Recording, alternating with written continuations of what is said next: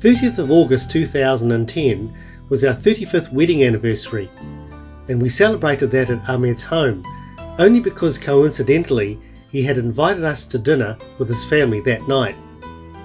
Some of my mad, self-righteous relatives tell me that Lillian deserves a medal for putting up with me for this length of time. So finally, after 35 years, the silly relatives have their wish. That evening, we didn't get up to much except watch Bulletproof Monk with Arabic subtitles and prepare for our departure next morning for our 18-day tour around Syria, of which the first 3 days involved following the Euphrates River.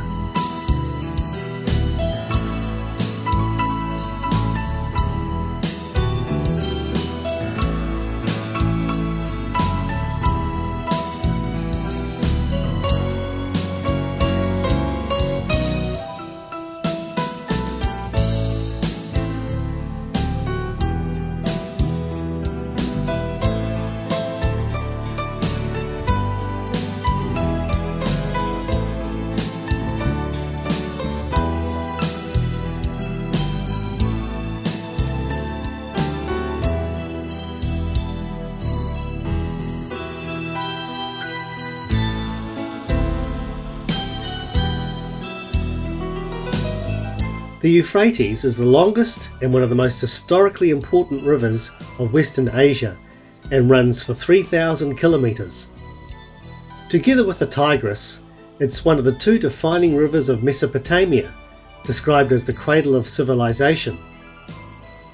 Originating in eastern Turkey, the Euphrates flows through Syria and Iraq to join the Tigris in the Shatt al-Arab before flowing into the Persian Gulf. In the Bible, in Genesis chapter 2 verse 14, the Bible describes the Euphrates and the Tigris as two of the four rivers emanating from the Garden of Eden. As the Tigris only flows 44 kilometres through Syria, we opted to visit that river in Turkey, bearing in mind that a lot of the parts of the river are not actually accessible by road.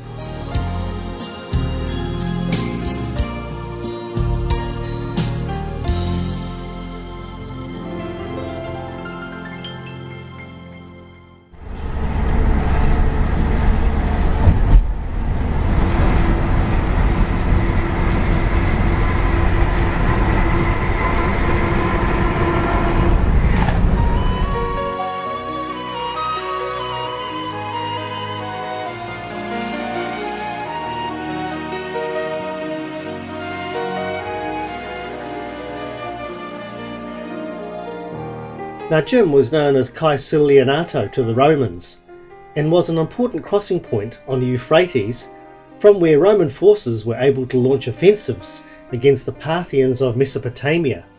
The present castle was built by Nuruddin in the 12th century. Pretty impressive. I didn't expect the river to be blue and clear like that. Yes, there's no tourists here except ourselves. Have a look around the castle and then put my feet in the water.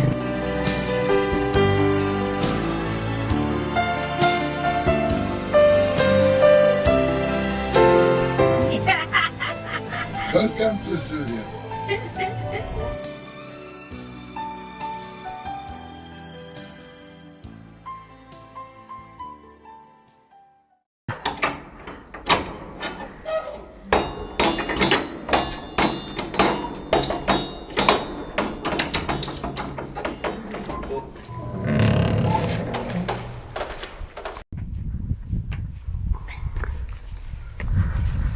Oh, Well trained? soldier steps, those ones.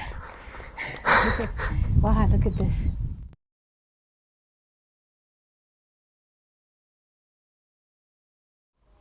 Oh, there's a driver down there.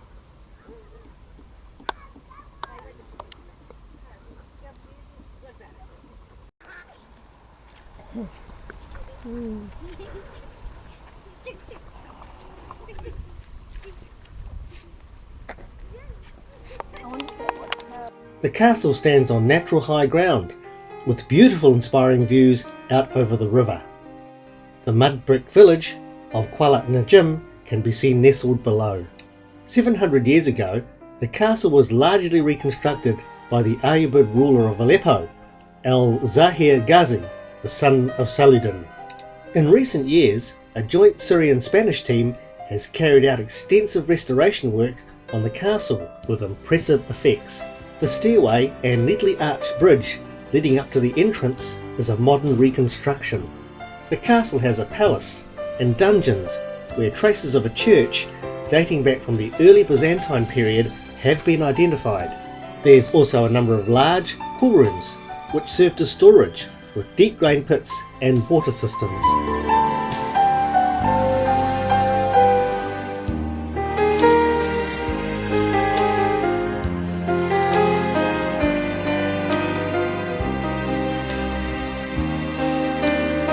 The upper ramparts also contain the remains of a mosque.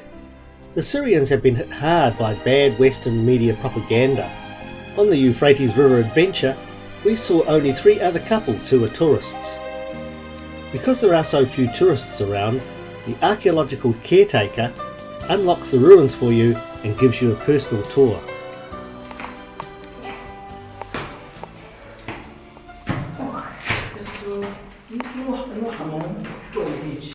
And action. Very pretty here, the Euphrates River. The water's nice and clear. It's nice, cooling. But most importantly, Another river, and another major river. you've got your feet in it. Yeah. There's a few fish jumping out of the water here too. Yeah, I think we might have a fish dinner later on. Very pretty.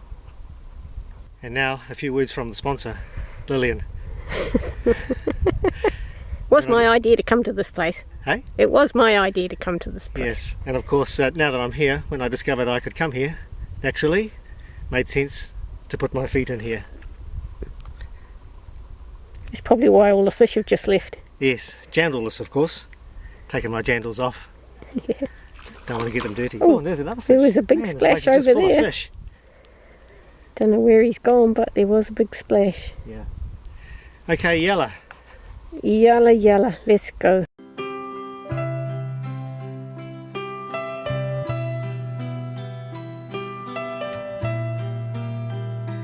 The journey to Kuala Jabar was quite a challenging one. We drove via country roads and at intersections there were no road signs. We took a couple of wrong turnings and a couple of times I wished I had programmed the destination coordinates into the GPS. The problem is that if you get lost, there is no one around that you can ask directions from. And as you can see, there are few landmarks in this desert area, and Ahmed had to navigate from memory as best he could. We passed a dam as well, but no photos are allowed of dams as they're run by the military.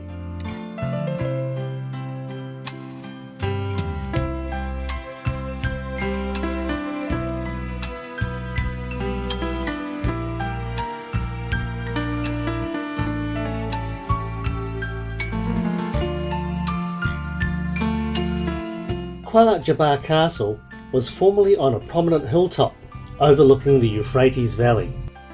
It's now an island in Lake Assad and can only be reached by an artificial causeway due to the Tabqa Dam being built. There was a settlement there in the year 700 AD, and in 1168 Nuruddin Zangi built the castle. Since 1965, several excavations have been carried out in and around the castle, as well as restoration of the walls and towers.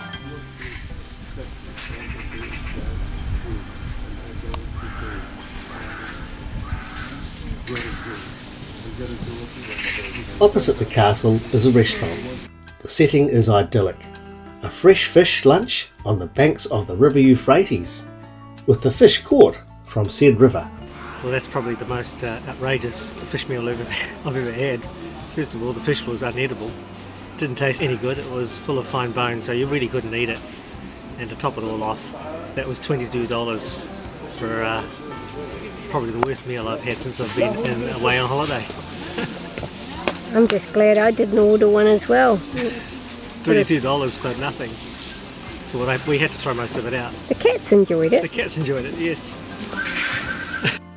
There's 1,000 years of history associated with this site, and all the artefacts are now on display in the National Museums of Raqqa and Aleppo. And now, back to the history.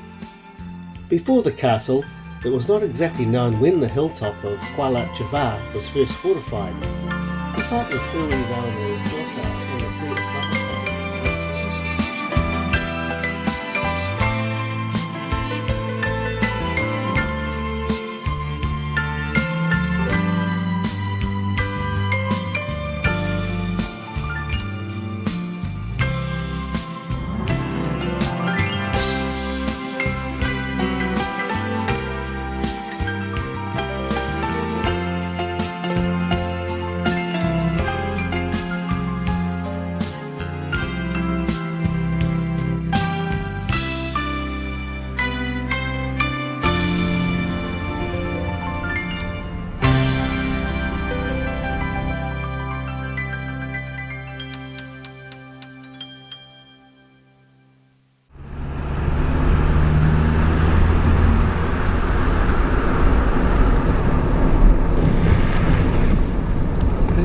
Okay. A marble out here. So quiet. All I can hear is the ants crawling up my legs. It's ringing in my ears from that trip across the desert. That's right, that was an incredible trip. You see those poor sheep out there and the shepherd tending the sheep in 50 degrees heat.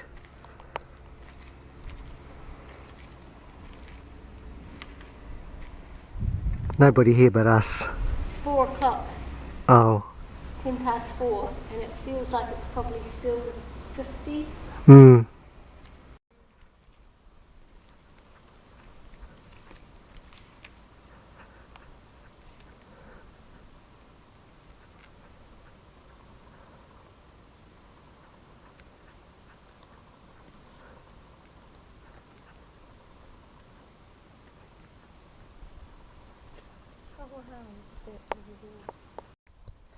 Hello.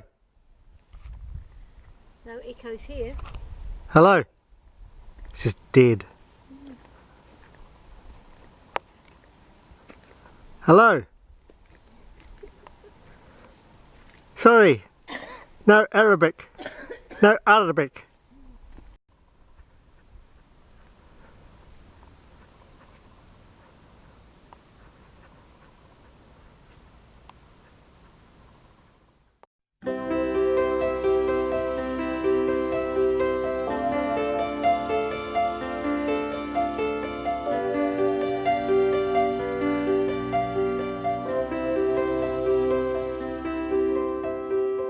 Striking Rasafeh is an ancient, long-abandoned walled city rising up out of the featureless desert. It's a fascinating place to explore. Rasafeh dates back 3,000 years to 900 BCE, when it was built as a military camp by the Assyrians. During Roman times, in 300 AD, Diocletian established it as a fort, as a defensive line against the Sassanian Persians. In 400 AD, a Roman soldier named Sergius converted to Christianity and was executed here for refusing to perform sacrifices to the god Jupiter. He was made a martyr, and by 500 AD, Rasafeh became an important centre of Christian worship. It just goes to show that by knocking off religious people, you only make that religion grow bigger.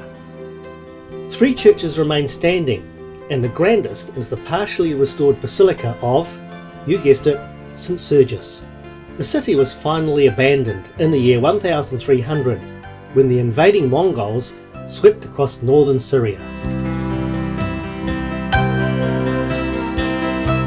I'm going to climb that. I think I'm going to climb that.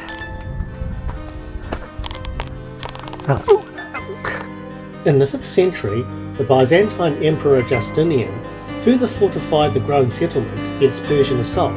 Who keeps turning the volume down? Ultimately, this was of no avail, and Rasafeh capitulated to the Eastern Empire.